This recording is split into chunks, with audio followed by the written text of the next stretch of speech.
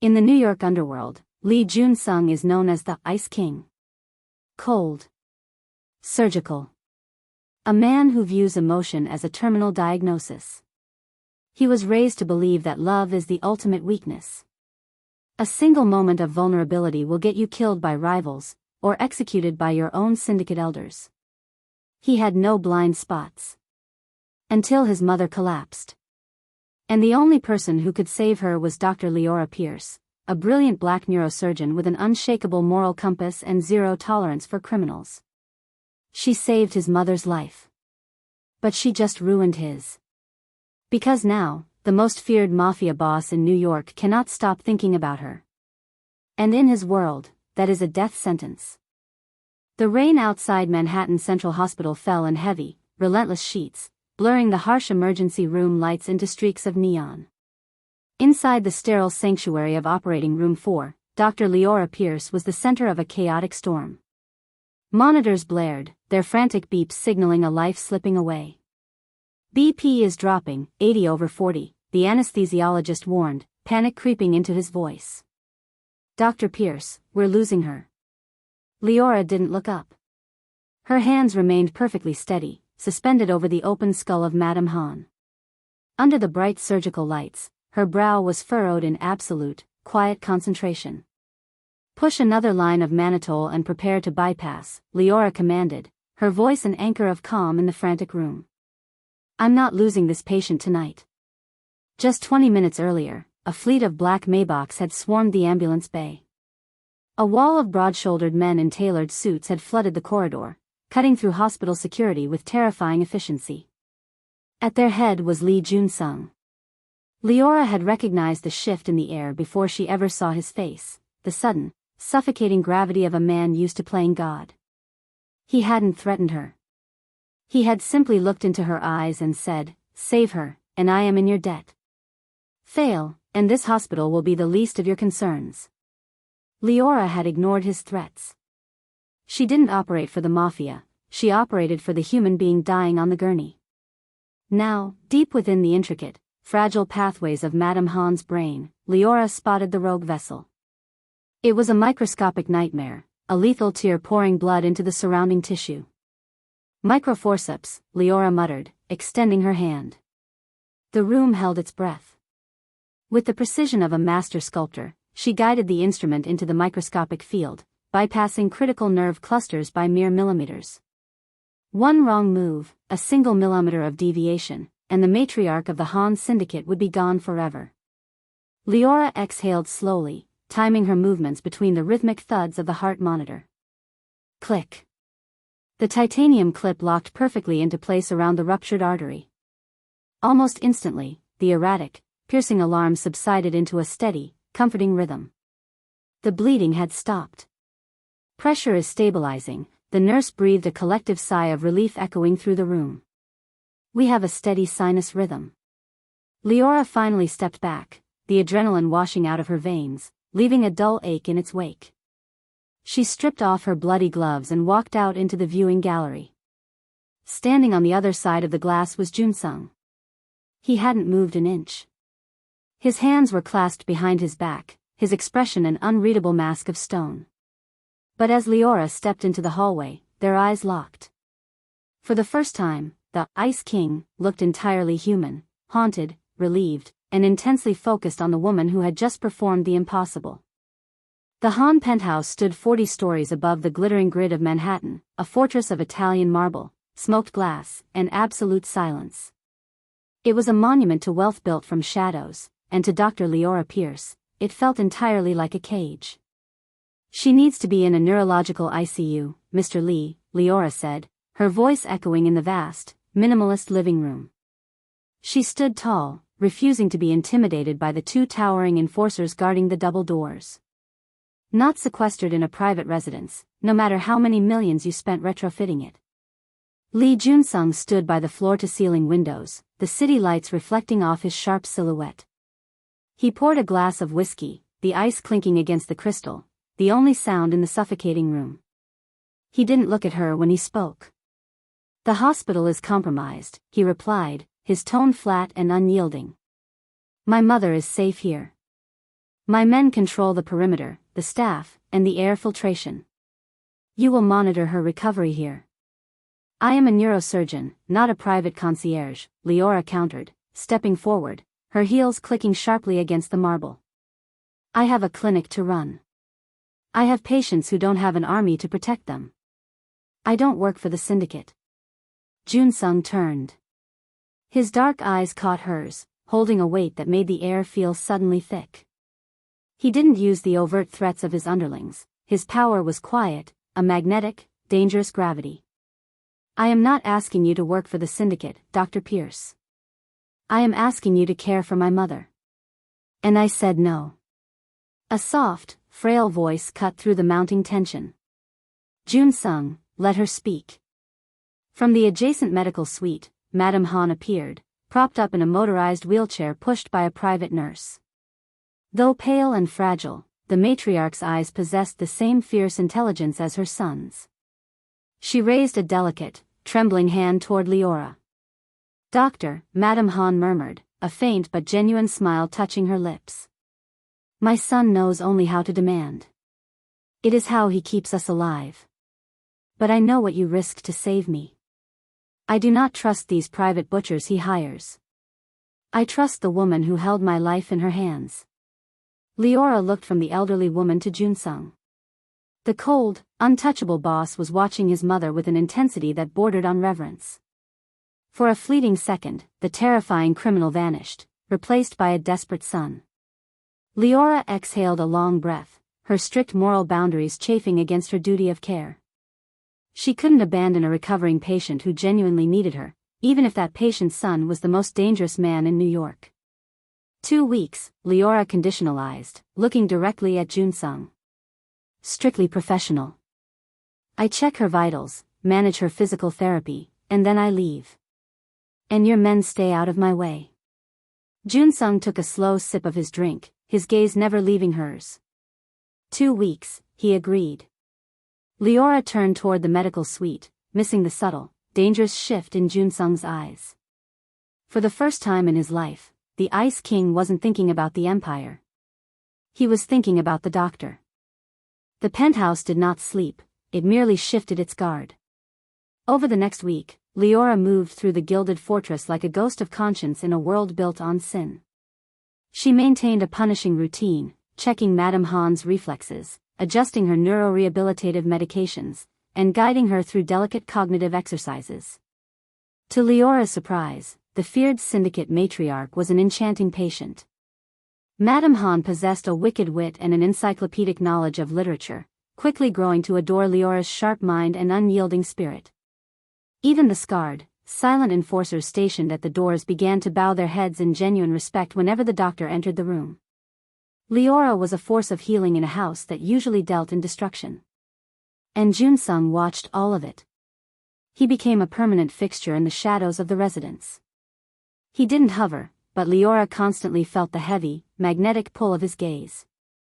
From the edge of the terrace, the doorway of the study, or the end of the long dining table, his dark eyes followed her. One evening, as rain smeared the Manhattan skyline into bleeding ribbons of light, Liora was packing her medical bag in the library. A floorboard creaked.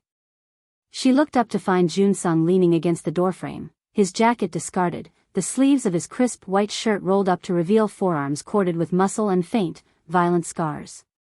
She laughed today, Joon-Seung said, his voice a low, gravelly baritone that seemed to vibrate in the quiet room. My mother. I haven't heard her laugh like that since my father died.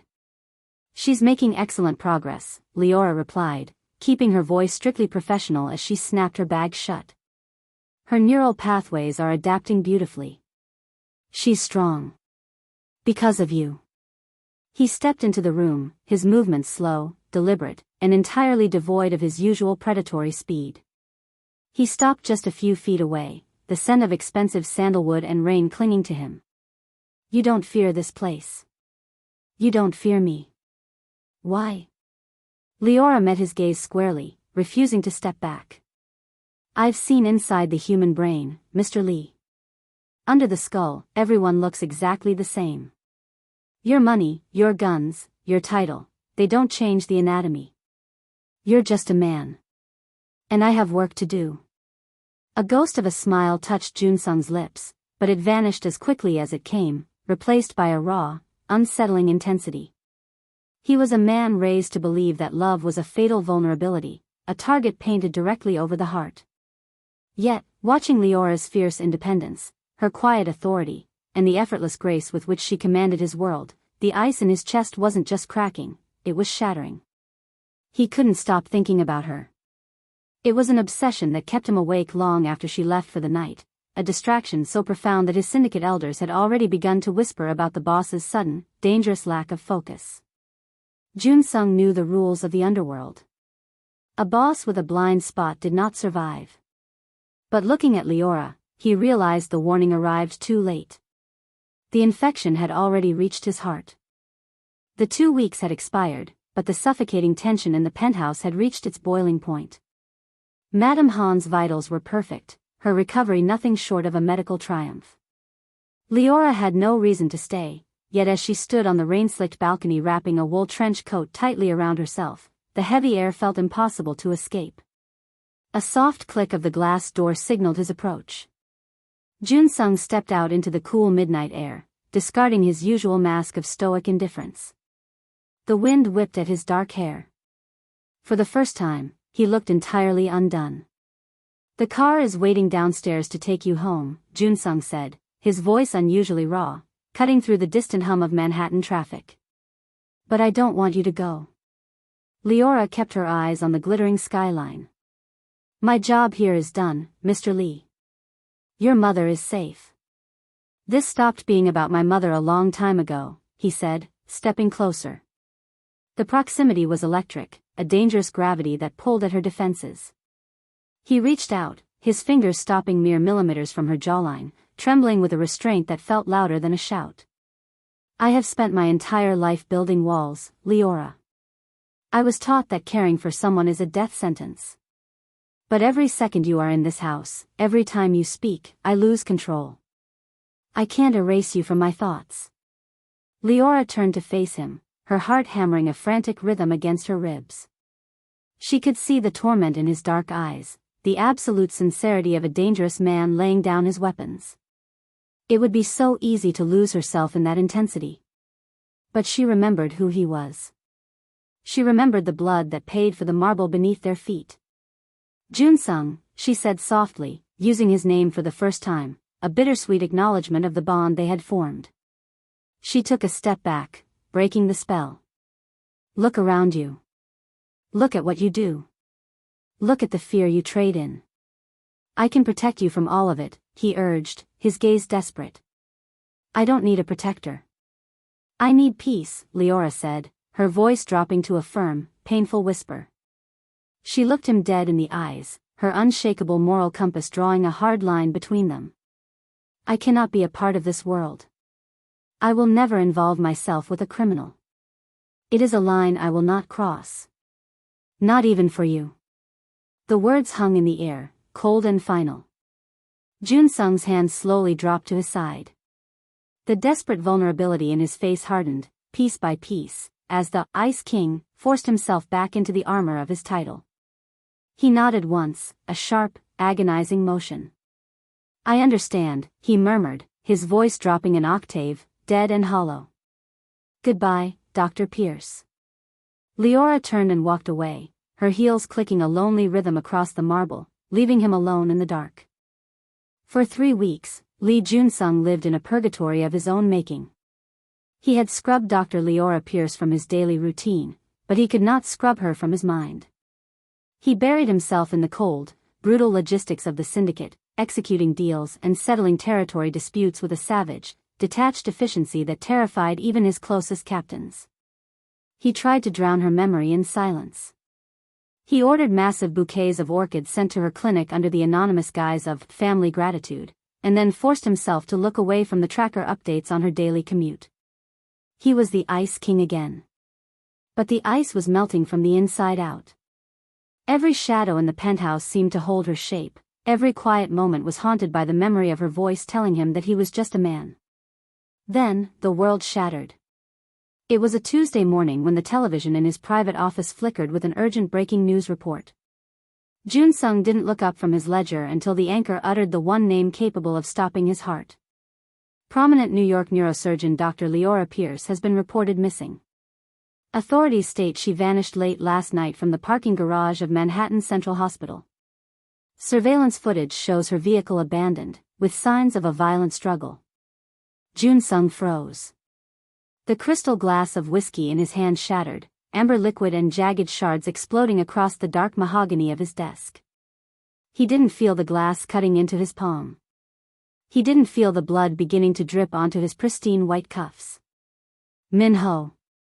Joon-Seung roared, his voice a terrifying, feral sound that echoed through the entire floor. The heavy doors flew open instantly, his right-hand man rushing in with his weapon already drawn, sensing the sheer malice radiating from his boss. Boss? What happened? Find her, Joon-Seung commanded, rising from his chair like a demon stepping out of the dark. His eyes were completely bloodshot, any trace of his legendary restraint completely burned away by a terrifying, cold fury. Call every informant from Harlem to the docks. Put a gun to the head of every lowlife who trades in information. I want the traffic cameras, the street feeds, the whisperers, everything. Boss, the feds are already swarming the hospital, Min-ho cautioned, his voice tight. The syndicate elders, they are already complaining that you're tracking an outsider. If we mobilize the entire grid for a civilian, it will start a war we aren't prepared for. Joon-Seung stepped over the shattered glass, looming over his captain. He didn't care about the elders. He didn't care about the syndicate. She had drawn a line in the sand to protect her soul, but someone had just crossed it to take her life. Then let it be war, Joon-Seung whispered, the ice in his veins turning to pure, volatile smoke. If she is harmed, I will burn this city to ash. Find her. Now. The underground war rooms of the Han Syndicate buzzed with a frantic, low-frequency panic. Walls of monitors flickered, casting a sickly blue glow over maps of the tri-state area and intercepted federal radio frequencies. The FBI had already classified Leora's disappearance as a high-profile kidnapping, but they were swimming in a sea of bureaucratic red tape and jurisdictional stalemates. Joon-Seung stood in the center of the chaos, his hands braced against a steel table, staring at a digital dossier his hackers had just ripped from a highly classified corporate server. The truth was far more insidious than a simple street snatching. It's not a ransom play, boss, Min-ho said, dropping a thick stack of printed financial documents onto the table. It's a corporate execution. Dr. Pierce wasn't just saving lives in the war. She spent the last year quietly fighting a war of her own. Joon-Seung's eyes scanned the data. Liora had discovered a lethal secret hidden within the lab reports of a multi-billion-dollar pharmaceutical conglomerate, Omnicorp Pharma. The corporation had intentionally introduced a brain-damaging compound into a widely prescribed pediatric medication, a calculated, horrific scheme designed to spark a synthetic epidemic and drive up the sales of a separate, astronomically expensive, treatment drug they also owned. Liora hadn't backed down. She had blown the whistle, faced down their high-priced legal armies, and won a historic $4 billion judgment against them in federal court. She ruined them, Joon-Seung murmured, his voice deadly quiet. She exposed the monsters. And the monsters retaliated, Min-ho explained. Omnicorp filed for bankruptcy protection last week to shield their assets, but their board of directors is comprised of untouchable global elites. The mercenaries they hired to take her don't exist on paper. The police won't touch them. The FBI is being strangled by corporate lobbyists as we speak. Legally, these people are ghosts. Joon-Seung looked at the photograph of Liora pinned to the digital board, her eyes bright, her expression filled with the same fierce, unyielding dignity that had broken through his defenses. She had risked everything to protect innocent children from a corporate cartel, operating within a legal system that was now utterly failing to protect her. A dark, terrifying smile tugged at the corner of Joon-Seung's mouth. The corporate suits thought they were safe because they were above the law. But they didn't understand that Joon-Seung operated entirely outside of it. He didn't need a warrant. He didn't need a courtroom. They think their billions make them untouchable, Joon-Seung whispered, straightening his jacket, the cold precision of the Ice King locking back into place with lethal force. They think because they wear ties, they aren't animals. Let's show them what real monsters look like. The call from the syndicate elders came at midnight. They did not use the encrypted lines, they sent an emissary, a seasoned, scarred veteran of the old guard named Elder Huang, who stood in Joon-Seung's office with his hands tucked into the sleeves of his traditional overcoat. You are deploying the entire network for a civilian woman, Joon-Seung, Huang warned, his voice like grinding stones. The docks are unguarded. The money laundering routes are frozen. You are blinding the family for an outsider. The council demands you stand down. Joon-Seung didn't look up from the tactical map laid across his desk. He was loading a customized, matte black Sig Sauer pistol, the sharp clack of the slide chambering around cutting through the tense silence. The council can prepare to replace me when I am dead, Joon-Seung replied, his voice devoid of anger, carrying only a terrifying, absolute certainty. Until then, I am the boss. If anyone steps out of line while I am gone, bury them. Huang sneered. She is a doctor, boy. She is nothing to us. Joon-Seung paused. He looked at the elder, his eyes so profoundly cold that the older man instinctively took a half-step back. She saved my mother. Which means she bought your peace. If she dies, the debt is cancelled, and I will start with you. Leave. As Huang retreated, Joon-Seung turned to Minho. Did the dark web ping hit? Yes, boss, Minho reported, stepping forward with a tablet. Our tech guys cracked Omnicorp's encrypted satellite relay. The mercenaries didn't take her out of the state. They couldn't bypass the bridge checkpoints with the FBI lockdown. They're holding her in a decommissioned chemical refinery on the edge of the New Jersey Pine Barrens. It's a corporate black site. How many? At least 20 heavily armed corporate contractors. Ex-military. High-grade surveillance, thermal perimeters, automatic weapons. It's a fortress.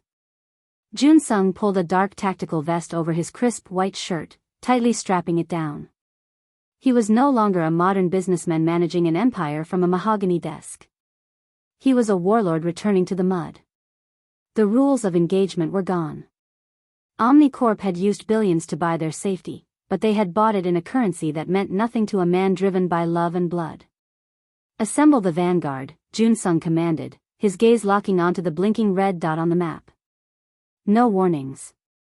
No negotiations. We burn the grid, we cut the power, and we move in with total saturation. If they fire a single bullet near her, I want the entire facility leveled. He grabbed his coat, the weight of the underworld trailing behind him like a funeral shroud. The Ice King was going to war, and heaven help anyone standing between him and Liora. The New Jersey Pine Barrens were swallowed by a suffocating, pitch-black fog. On the perimeter of the abandoned Omnicorp refinery, the sudden, violent synchronized pop of heavy transformers cut the power, plunging the concrete fortress into total darkness. Before the backup generators could kick over, the night exploded. Joon-Seung moved through the compound like a shadow weaponized. He wore no mask, his face illuminated only by the rhythmic, lethal muzzle flashes of his weapon. Behind him, the vanguard of the Han syndicate moved with terrifying, military synchronization. There were no shouts, no panicked commands, only the cold, clinical neutralization of the corporate mercenaries who stood in their way.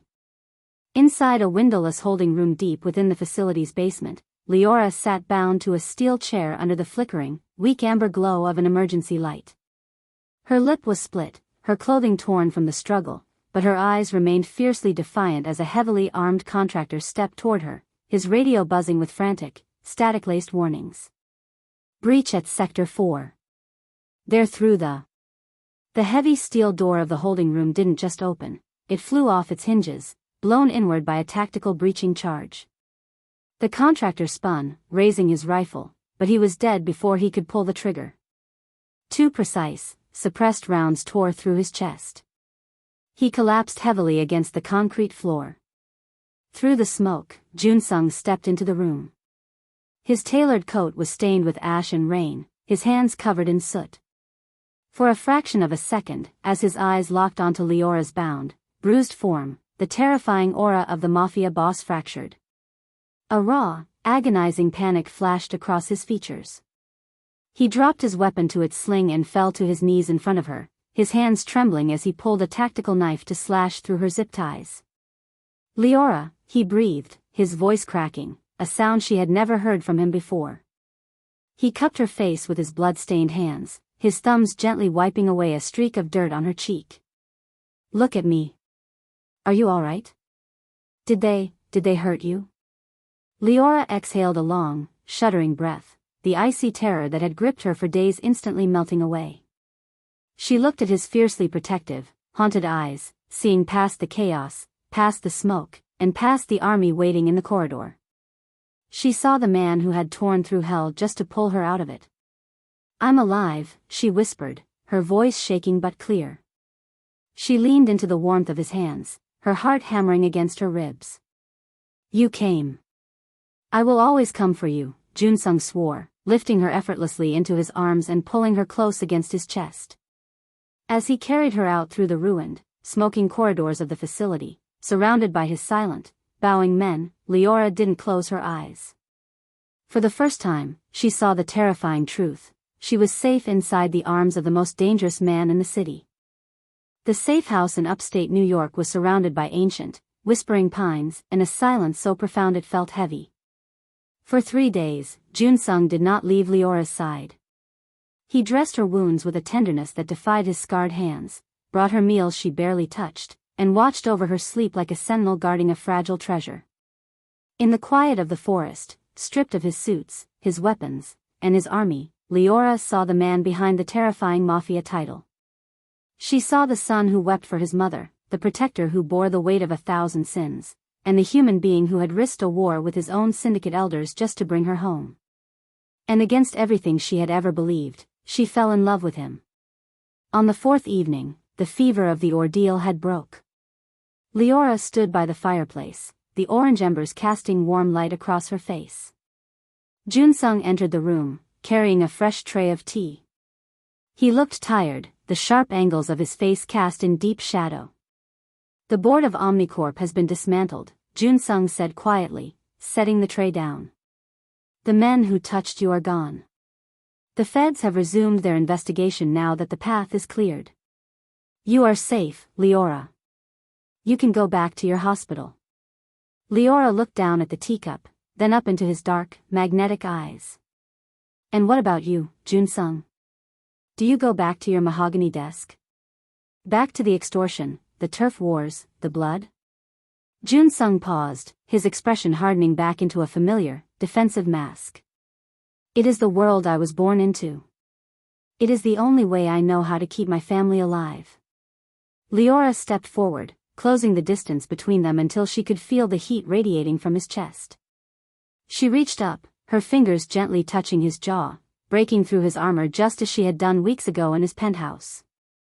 "I love you, Joon-Seung," she whispered, the confession tearing from her throat, raw and painful. Joon-Seung's breath hitched.